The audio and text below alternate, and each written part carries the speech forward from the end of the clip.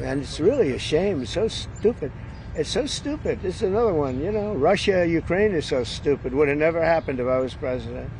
You guys agree with that, right? Would have never happened if I was president. Putin would have never done it. And I spoke to him yesterday, and I said, you know, he actually offered to help mediate. I said, do me a favor. Mediate your own. Let's mediate Russia first, okay? I said, Vladimir, let's mediate Russia first. You can worry about this later. But I think that's going to work out too, but it's so many people have been killed.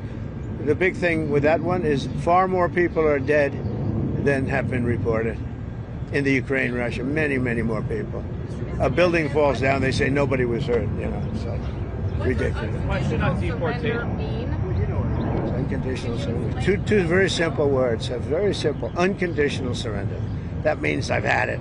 Okay, I've had it, I give up, no more. Then we go blow up all the, all the nuclear stuff that's all over the place there.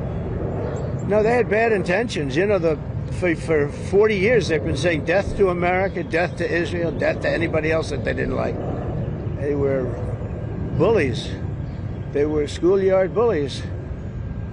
And now they're not bullies anymore, but we'll see what happens. Look, nothing's finished until it's finished. You know, war is very complex. A lot of bad things can happen.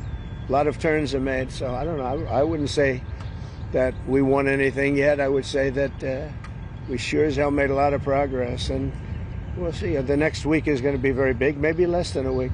Maybe less.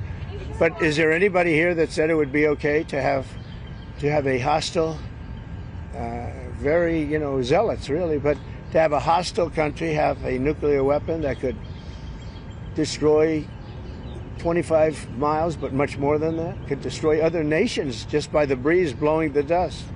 You know, that dust blows to other nations and they get decimated. This is just not a threat you can have.